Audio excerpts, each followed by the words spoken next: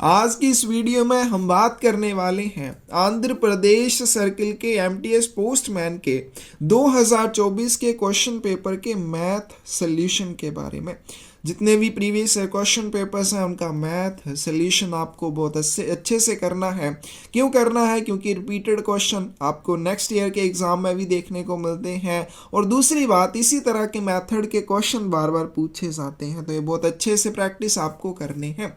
तो चलिए वीडियो शुरू करते हैं। फर्स्ट क्वेश्चन है, monthly premium of a PLI policy comes to rupees 873 including GST of 4.5%. What will be the net premium excluding GST? हमें एक पीएलआई पॉलिसी का मंथली प्रीमियम दिया हुआ है 873 रुपीज़, लेकिन ये जो 873 रुपीज़ मंथली प्रीमियम है 4.5% जीएसटी के साथ है। हमें बिना जीएसटी के ये प्रीमियम बताना है। तो दो ऑप्शंस है आपके पास करने के लिए, या तो आप इन ऑप्शंस को ध्यान में रखते हुए कर सकते हैं, या दूसरा मेथड क्या है। सबसे पहले हम देख लेते हैं। मान लेते हैं कि जो ओरिजिनल प्रीमियम है, लेट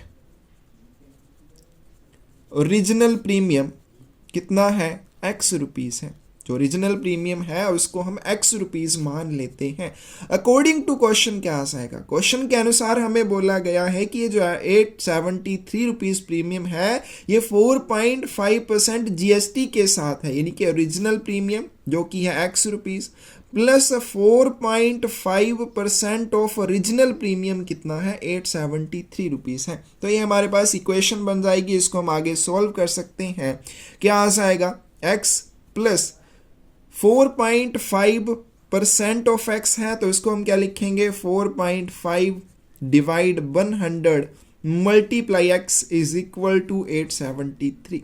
और जब हम यहाँ से डेसिमल हटाएंगे तो नीचे क्या हो जाएगा, एक जीरो और ऐड हो जाएगी, 1000 हो जाएगा।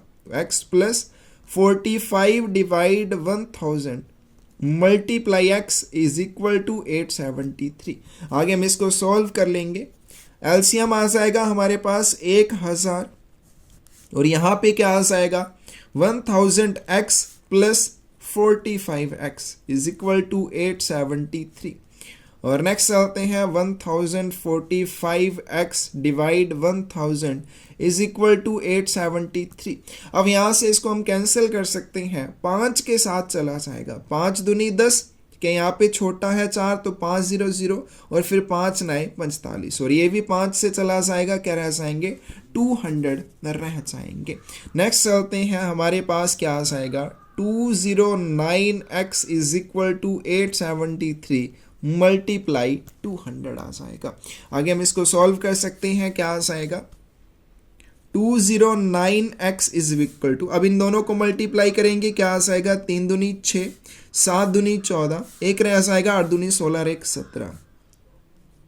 ठीक है, तो ये वैल्यू हमारे पास आ जाएगी। और x क्या आ जाएगा, x is equal to 174,600 divide में आ जाएगा 209। तो इसको हम डिवाइड कर लेते हैं, डिवाइड कर लेंगे 209 से।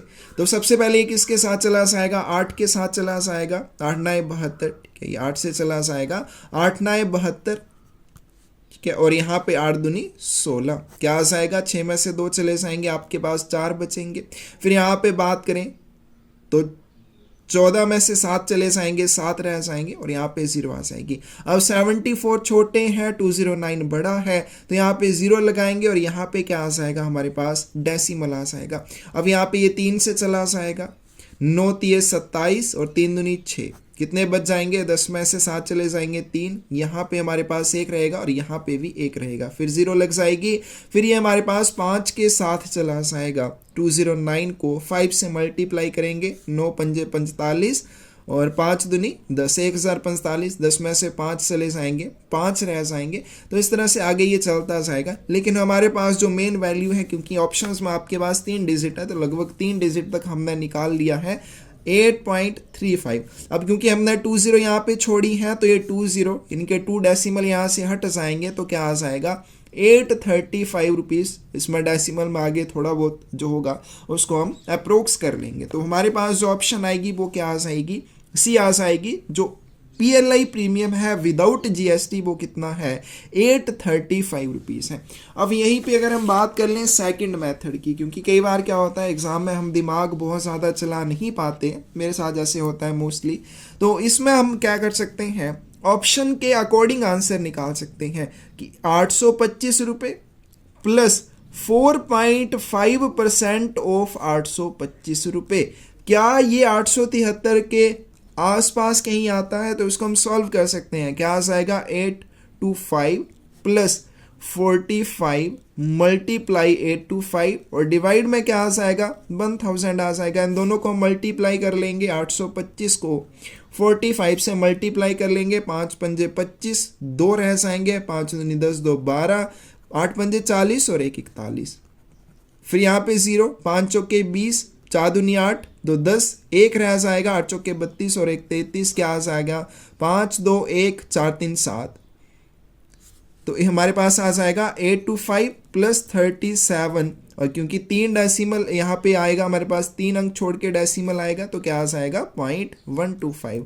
तो इसको हम ऐड कर लेंगे 825 प्लस 37, 7 5 12, और यहाँ पे 1 रह जाएगा, 3 2 5 और 1 6, तो 862 आया। लेकिन हमें कितना चाहिए, हमें चाहिए 873, यानी कि लगभग इससे 10 अंक बड़ा जो भी अंक होगा वो हमारा आंसर होगा। 825 से 10 कितने हम ऐड करें तो कितना आएगा 835 आएगा। तो इसका मतलब हमारे पास जो आंसर आएगा 835 आएगा। लेकिन फिर भी हम इसको क्लैरिफाई कर सकते हैं, 835 प्लस 4.5% ऑफ।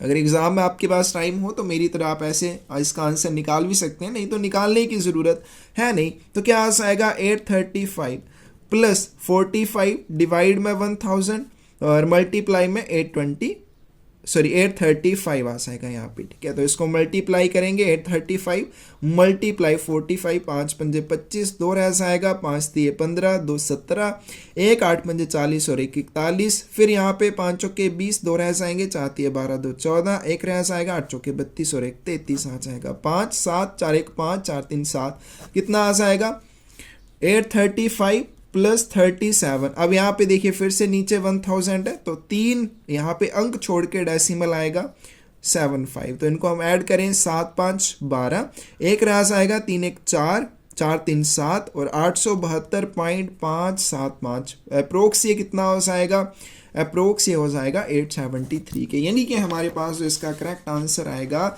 वो क्या आ जाएगा, सी आ जाएगा। तो 2 मेथड हैं, दोनों से आप जैसे भी करना चाहें कर सकते हैं।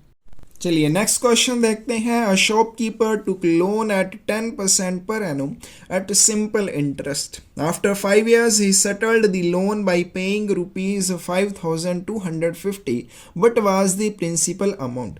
एक दुकानदार ने 10% प्रति वर्ष की दर से साधारण ब्याज पर ऋण लिया। 5 वर्ष बाद उसने 5,250 रुपये का भुगतान करके ऋण चुका दिया। मूल राशि जो है क्या थी, हमें क्या निकालना है, यहाँ पे प्रिंसिपल निकालना है, ठीक है। तो यहाँ पे हमें क्या निकालना है, प्रिंसिपल निकालना है। क्या क्या चीजें हमें दे रखी हैं, रेट ऑफ इंटरेस्ट दे रखा है वो है 10% पर एनुम। आगे चलते हैं, हमारे पास दिया हुआ है टाइम, और टाइम कितना दे रखा है 5 वर्ष का दिया हुआ है, और साथ में हमें क्या दिया हुआ है अमाउंट। अमाउंट कितनी है 5,250 रुपये, ये हमें यहाँ पे अमाउंट दे रखी है। हमें क्या बताना है, प्रिंसिपल जो अमाउंट है वो क्या था।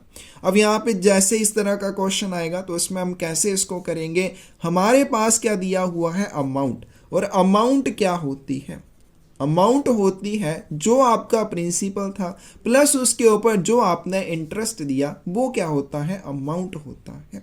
तो यहाँ से हम सिंपल इंटरेस्ट जो है वो कैसे निकालेंगे, सिंपल इंटरेस्ट निकालेंगे तो प्रिंसिपल दूसरी साइड जाएगा, यानी कि अमाउंट माइनस प्रिंसिपल आ जाएगा।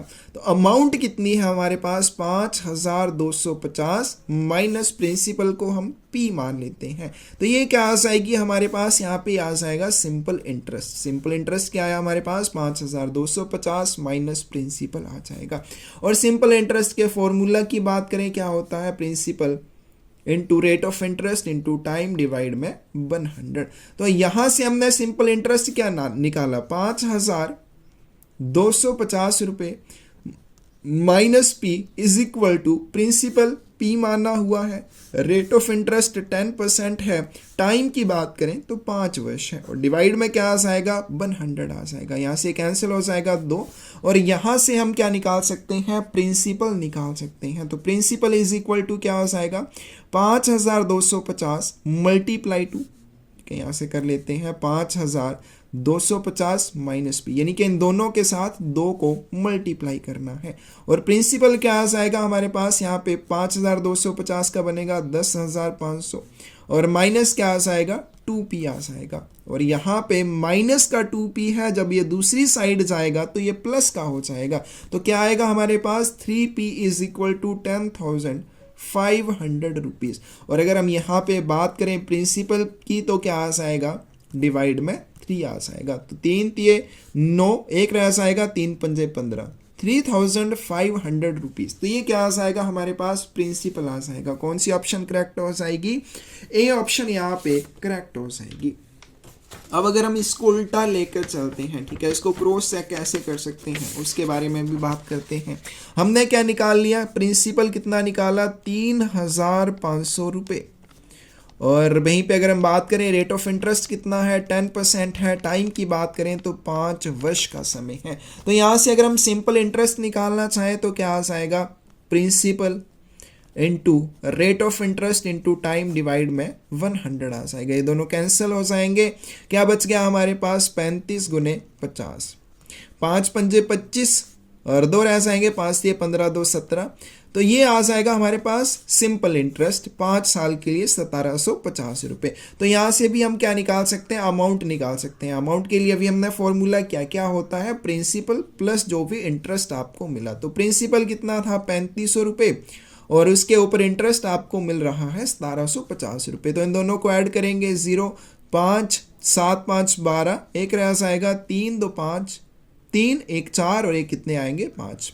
5,250 रुपये, और यही हमें क्या दिया हुआ था, अमाउंट दिया हुआ था। तो इस तरह से इस तरह के क्वेश्चन का हम सोल्यूशन करेंगे।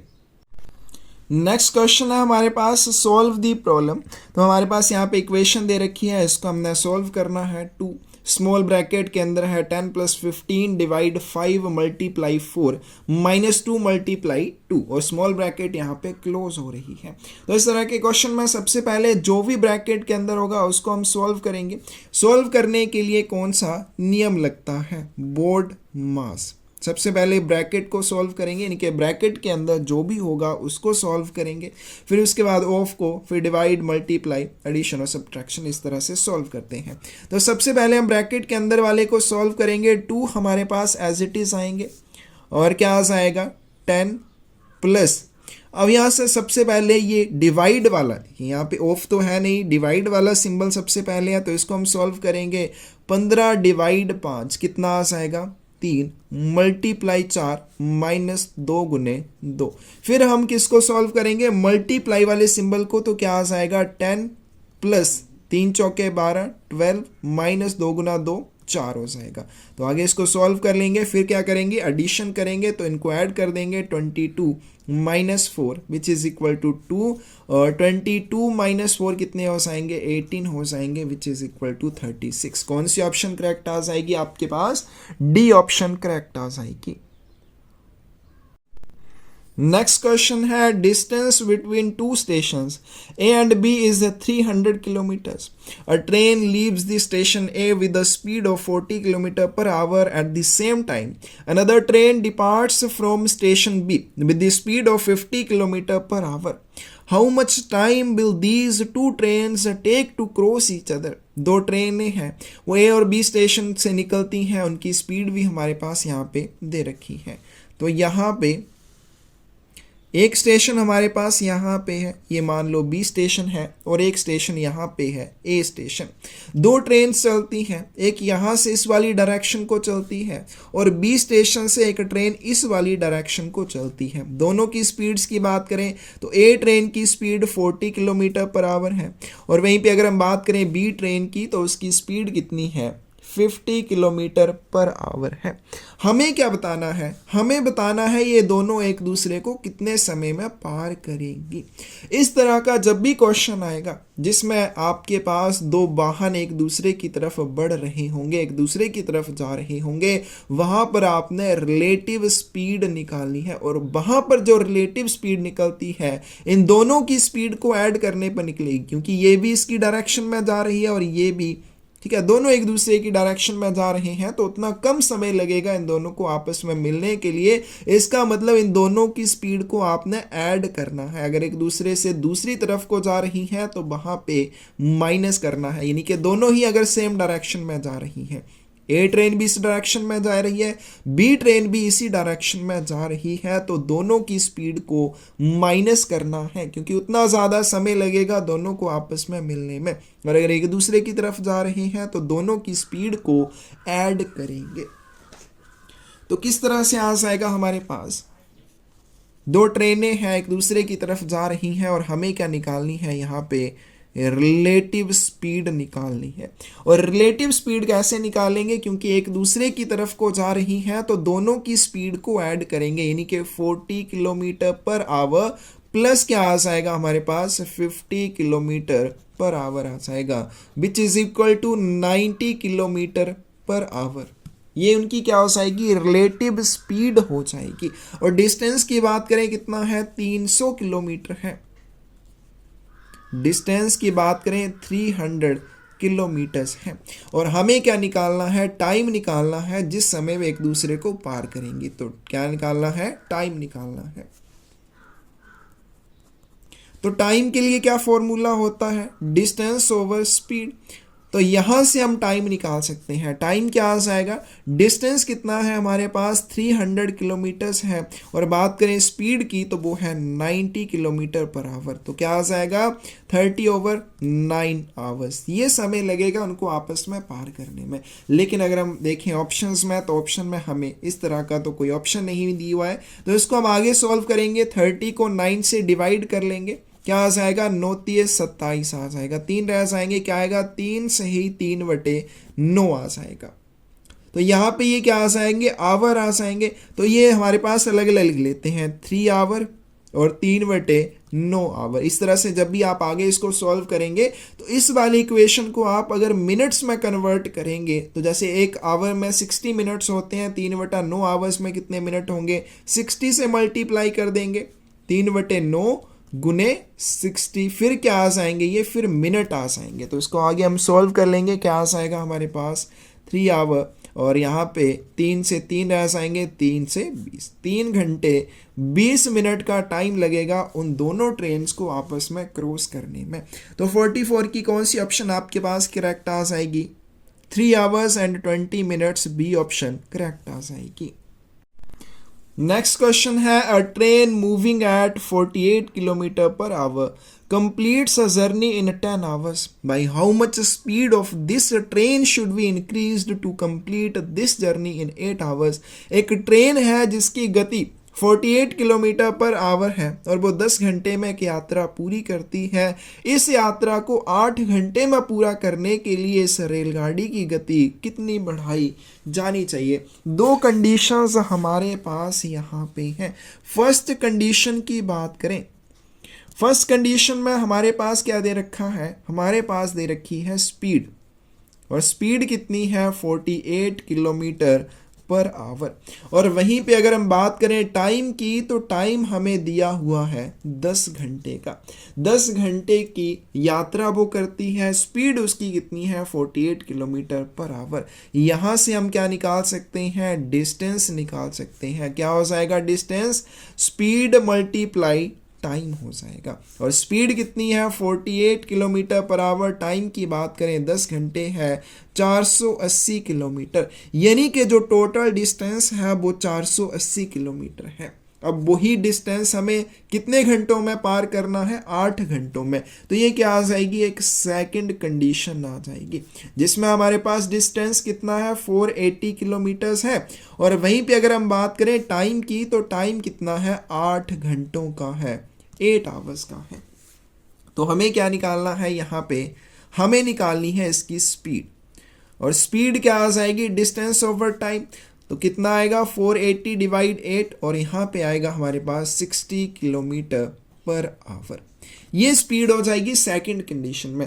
पहली कंडीशन में उसकी स्पीड कितनी थी, 48 kilometre per our. Second condition में उसकी स्पीड होनी चाहिए 60 किलोमीटर प्रति घंटा, अगर उसे 480 किलोमीटर की दूरी 8 घंटे में तय करनी है।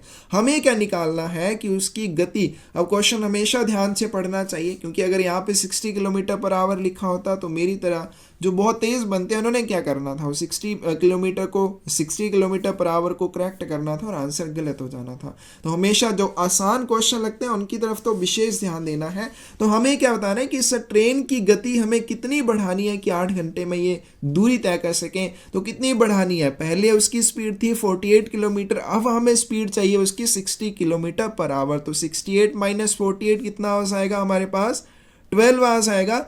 12 किलोमीटर पर आवर की स्पीड उसकी बढ़ानी होगी, तब जाके वो इस डिस्टेंस को 8 घंटे में पूरा करेगी। तो कौन सा इसका करेक्ट आंसर आ जाएगा हमारे पास, ए इसका करेक्ट आंसर आ जाएगा।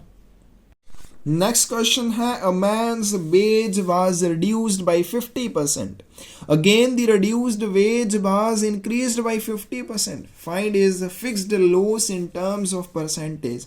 एक आदमी का वेतन 50% कम कर दिया गया, फिर से उस घटाए गए वेतन में 50% की वृद्धि की गई। तो हमें क्या बताना है, प्रतिशत के संदर्भ में उसका निश्चित घाटा बताना है, यानी कि उसको कितना लॉस हुआ।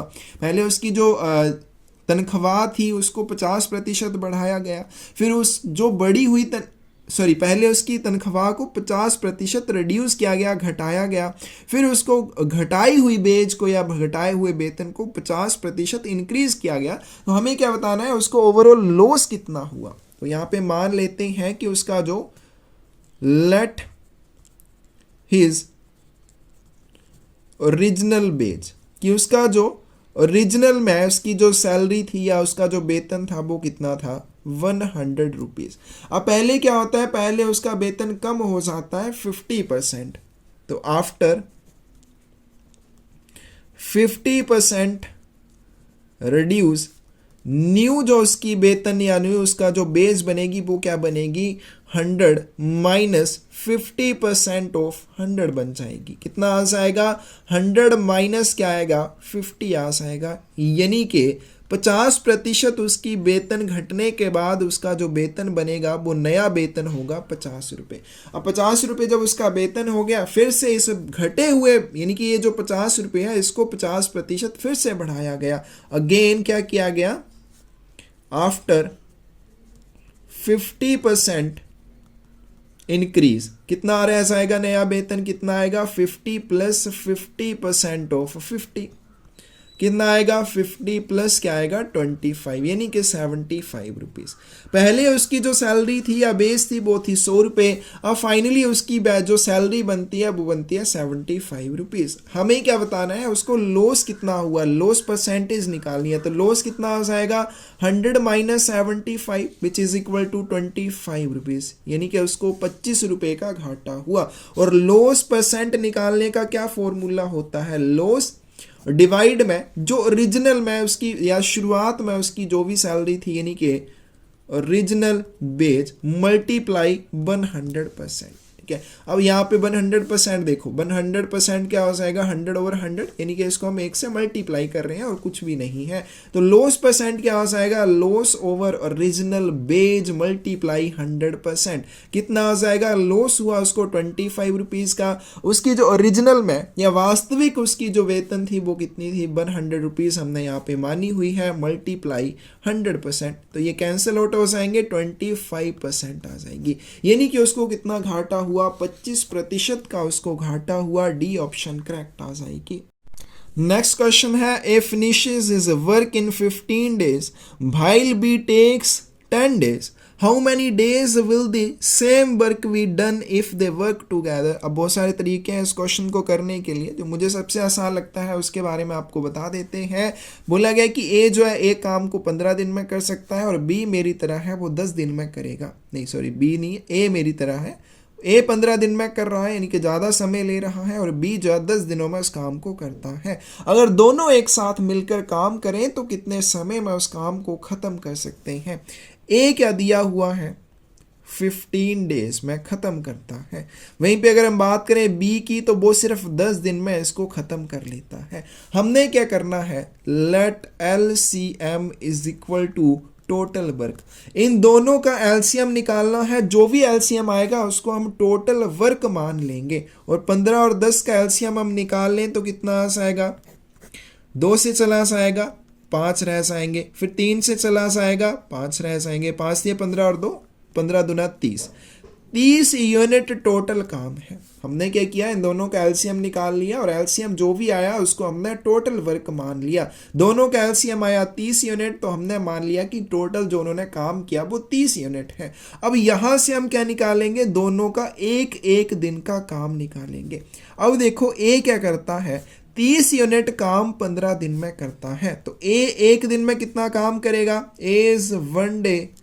वर्क की बात करें क्या आ जाएगा, 30/15 आ जाएगा, यानी कि ये क्या कर रहा है, 2 यूनिट काम कर रहा है एक दिन में। वहीं पे अगर हम बात करें बी की तो ये 10 दिन में 30 यूनिट काम करता है। तो बात करें बी की, बी का एक दिन का काम कितना हो जाएगा, 30/10, यानी कि ये 3 यूनिट पर डे के हिसाब से काम कर रहा है। यानी कि बी जो वो ज़्यादा फास्ट काम कर रहा है और ए है कम फास्ट काम कर रहा है। और अगर हम बात करें ए प्लस बी, दोनों के एक दिन के काम की कितना हो जाएगा, 2 यूनिट प्लस 3 यूनिट 5 यूनिट। ए और बी दोनों मिलकर आपस में एक दिन में 5 यूनिट काम करते हैं। और अगर ये दोनों 5 यूनिट काम एक दिन में करते हैं तो 30 यूनिट काम है। टोटल कितने दिन लगेंगे, 30/5, यानी कि 6 दिन का समय लगेगा अगर दोनों आपस में मिलकर या एक दूसरे के साथ मिलकर काम करते हैं। कौन सी ऑप्शन करेक्ट आ जाएगी आपके पास, बी ऑप्शन करेक्ट आ जाएगी। नेक्स्ट चलते हैं, question number 48, solve the problem 25 multiply with 32 divide 4 multiply 5, और फिर से डिवाइड में 5 है। तो सबसे पहले हमने क्या करना है, जो भी ब्रैकेट के अंदर है उसको सॉल्व करना है। ब्रैकेट के अंदर जो भी है उसको सॉल्व करने में पहले कौन से सिंबल को सॉल्व करेंगे, डिवाइड वाले सिंबल को। क्या आ जाएगा, 25 मल्टीप्लाई क्या आएगा यहाँ पे, इसको डिवाइड करने पर 8 मल्टीप्लाई 5 आ जाएगा। डिवाइड में क्या है 5, और 8 पंजे 40, 25 चौके 100, क्या 25 चौके 100 और 8 पंजे 40, 40 की 1 0 यहाँ पे आ जाएगी। और डिवाइड कर देंगे इसको 5 से, कितना आ जाएगा हमारे पास 200 आ जाएगा। कौन सी ऑप्शन करेक्ट आएगी, सी ऑप्शन करेक्ट आ जाएगी। नेक्स्ट क्वेश्चन है, 2 bats and 3 balls cost ₹860, 4 bats and a ball cost ₹1120। Find the cost of a bat and a ball separately. 2 बल्ले और 3 गेंद का मूल्य ₹860 है। 4 बल्ले और 1 गेंद का मूल्य ₹1120 है। 1 बल्ले और 1 गेंद का अलग अलग मूल्य आपको बताना है। अब मान लेते हैं कि जो बैट है उसको हम यहाँ पे x मान लेते हैं और जो बॉल है उसको हम y मान लेते हैं। तो क्वेश्चन के अकॉर्डिंग क्या दिया हुआ है, 2 बैट्स यानी कि 2x प्लस 3 बॉल यानी कि 3y, इन दोनों का प्राइस कितना है, ₹860 है। वहीं पे अगर हम बात करें 4 बैट यानी कि 4x और यहाँ पे y, 4x plus a ball यानी कि 1 बॉल है तो यहाँ पे y आएगा इज इक्वल टू ₹1120 आ जाएगा। अब इसको कैसे सॉल्व करना है, इसको इक्वेशन 1 मान लो, इसको इक्वेशन 2 मान लो।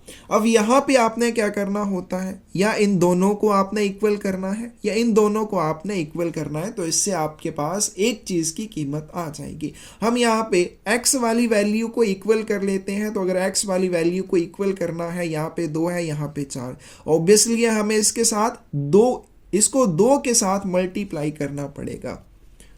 तो मल्टीप्लाई इक्वेशन 1 विद 2, हमें क्या करना है, इक्वेशन 1 को 2 के साथ गुणा करना है। इक्वेशन 2 को गुणा नहीं करना है, सिर्फ जो इक्वेशन 1 है उसको 2 के साथ मल्टीप्लाई करना है। तो अगर हम इस पूरी इक्वेशन को 2 के साथ मल्टीप्लाई करेंगे, क्या आ जाएगा हमारे पास आ जाएगा 4x प्लस क्या आ जाएगा 6y इज इक्वल टू, जब इस साइड मल्टीप्लाई 2 से करेंगे तो इस साइड भी 2 से मल्टीप्लाई करना है। तो क्या आ जाएगा 2 0 0, 6 दूनी 12, एक रह आएगा 8 दूनी 16 और 1 17, 1720 रुपये आ जाएंगे। ये इक्वेशन हम 3 मान लेते हैं। अब क्या करना है, इन दोनों इक्वेशंस को आपस में सब्ट्रैक्ट करना है। ठीक है, आप देख लो यहाँ पे क्योंकि 6 बाई है, यहाँ पे बाई, तो इसका मतलब हमें इक्वेशन 2 जो है वो 3 में से सब्ट्रैक्ट करनी है। Subtract equation 2 from equation 3। हमें क्या यहां से मिलेगा, 4x plus 6y is equal to 1720 minus equation हमारे पास कौन सी आ जाएगी, 2 वाली आ जाएगी। क्या आएगा, 4x plus y is equal to 1120 आ जाएगा। तो हम यहाँ पे माइनस करेंगे, ठीक है, तो यहाँ से ये कैंसिल हो जाएगा। 6y माइनस y कितना रहेगा, 5y इज इक्वल टू 11 6 17 होते हैं, तो 600 आ जाएगा। और यहाँ से हम y की वैल्यू निकाल सकते हैं, क्या आएगा 605 और 5 एकम 5, 12 पंजे 60, 120 रुपये। ये 120 रुपये बाई हमने किसको माना हुआ है, हमने बोल जो है उसको बाई माना हुआ है, तो जो बोल का प्राइस आ जाएगा वो आएगा 120 रुपये। अब यहाँ पे देखिए हम हमारे पास बाकी कहीं पे भी बोल का प्राइस 120 नहीं दिया है, सी ऑप्शन में दिया है, तो सी ऑप्शन इसका मतलब करेक्ट हो जाएगी। लेकिन हम इसको आगे भी सॉल्व कर लेंगे ताकि हम बैट का प्राइस भी निकाल सकें। अब बाई की वैल्यू कितनी आ जाएगी, 120 रुपये। अब बाई की वैल्यू 120 रुपये किसी भी इक्वेशन में डाल दो, आपके पास एक्स की वैल्यू आ जाएगी, यानी कि वैट की वैल्यू आ जाएगी। तो हम सबसे सिंपल सी इक्वेशन में डालते हैं जो है 2x प्लस 3y, और बाई की जगह हमें क्या पुट करना है, 120 पुट करना है, 860 आ जाएगा। और यहाँ से इसको हम सॉल्व कर लेंगे तो हमारे पास x की वैल्यू या वैट की वैल्यू भी आ जाएगी। क्या आएगा, 2x plus 12 3 36 360 is equal to 860 आ जाएगा। और यहाँ से 2x कितना आएगा हमारे पास, 860 माइनस 360, और जो कि होता है 500। और यहाँ से x क्या आएगा, 500 डिवाइड में 2 आ जाएगा, यानी कि 250 रुपीज़। तो जो हमारे पास बैट है उसकी वैल्यू क्या आ जाएगी, 250 रुपये आ जाएगी। कौन सी ऑप्शन करेक्ट होगी, सी ऑप्शन करेक्ट हो जाएगी। नेक्स्ट क्वेश्चन है, by selling 90 books for 160 rupees a person loses 20%। How many books should he sold for 96 so as to have a profit of 20%।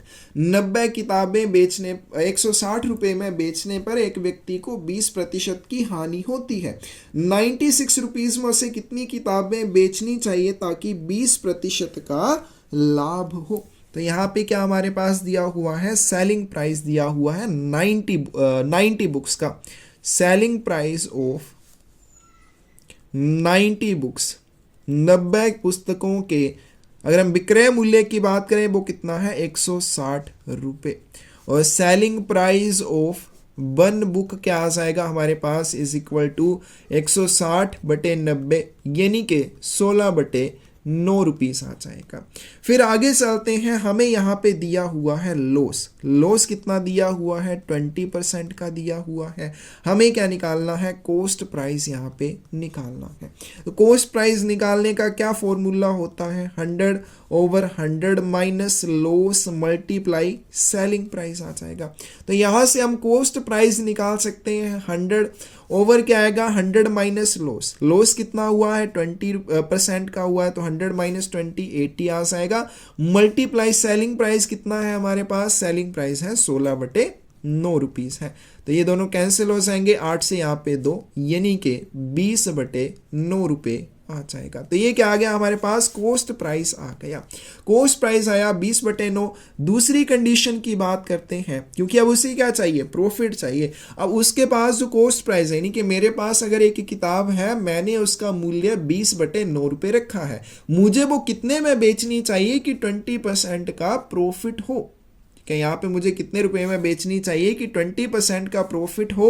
तो क्या आ जाएगा, कॉस्ट प्राइस जो कि है 20 बटे 9 रुपीज़। अब मुझे यहाँ पे प्रॉफिट चाहिए 20% का, तो मुझे क्या निकालना है, सेलिंग प्राइस निकालना है। तो सेलिंग प्राइस क्या आ जाएगा, cost price plus 20% of cost price, या कॉस्ट प्राइस, और उसके ऊपर मुझे 20% का प्रॉफिट भी चाहिए। तो ये हमारे पास इस तरह से इक्वेशन बन जाएगी। और यहाँ से हम क्या निकालेंगे, सेलिंग प्राइस निकाल लेंगे, is equal to cost price कितना है, 20 बटे 9 रुपये, प्लस क्या आ जाएगा, 20 ओवर 100 मल्टीप्लाई कॉस्ट प्राइस कितना है 20/9 है, तो यहाँ से कैंसिल आउट हो जाएगा, क्या आ जाएगा 20 प्लस 2 गुने 2 4 डिवाइड में क्या आ जाएगा 9 आ जाएगा LCM which is equal to 24/9 rupees. तो ये क्या आ जाएगा मेरे पास 24/9 रुपीज़ सेलिंग प्राइस आ जाएगा। ये कितने का प्राइस आया, क्योंकि हमने यहाँ पे एक बुक के लिए निकाला है, तो सेलिंग प्राइस कितना आया, एक बुक का 24/9 रुपये आया। 24/9 रुपये इज इक्वल टू एक बुक, 24/9 रुपीज़ में आपको एक बुक मिल रही है, उसके ऊपर प्रॉफिट हो रहा है 20% का। हमें क्या निकालना है, हमें निकालना है कि 96 रुपीज़ में कितनी किताबें बेचनी है, तो हमें यहाँ पे 1 रुपये का पहले निकाल लेना है। ठीक है, वो सिंपल से समझा रहे हैं ताकि आपको अच्छे से समझ आए। ठीक है, जो जिसको ज़्यादा अच्छे से आता है वो तो बिल्कुल डायरेक्ट भी कर सकते हैं, उनको तो कोई प्रॉब्लम नहीं होगी। तो 1 रुपये में कितने की, 1 रुपये में उसको कितनी किताबें बेचनी है, तो ये दूसरी साइड चला जाएगा। जब ये दूसरी साइड जाएगा 9 ऊपर आएंगे 24 नीचे आएंगे। 9/24 रुपये एक बुक का, 1 रुपये में 9/24 बुक ले सकते हैं। हमारे पास रुपये हैं 96, तो हम 9/24 गुना 96 कर लेंगे। 24 चौके 96, 9 चौके क्या आएंगे 36, यानी कि हम 96 रुपये में 36 किताबें खरीद सकते हैं और उनके ऊपर हमें कितना प्रॉफिट होगा 20% का होगा। कौन सी ऑप्शन करेक्ट आ जाएगी, बी ऑप्शन करेक्ट आ जाएगी। तो ये था हमारे पास आंध्र प्रदेश सर्कल का एमटीएस पोस्टमैन का 2024 का जो क्वेश्चन पेपर है उसका मैथ सोल्यूशन। कोई भी डाउट आपको हो कमेंट सेक्शन में आप उसके बारे में पूछ सकते हैं। पोस्टल एग्जाम्स के रिलेटेड कोई भी बुक चाहिए, डिस्क्रिप्शन में साइट का लिंक मिल जाएगा। इसके अलावा पौधे लगाने में या पर्यावरण को बचाने में आप भी अपना योगदान करना चाहते हैं तो आप क्या कर सकते हैं, डिस्क्रिप्शन में साइट आपको चैनल का लिंक दिया है, उसमें जुड़कर हमारे साथ पौधे लगाने में हमारा सहयोग कर सकते हैं, पर्यावरण को बचाने में हमारा सहयोग कर सकते हैं। धन्यवाद।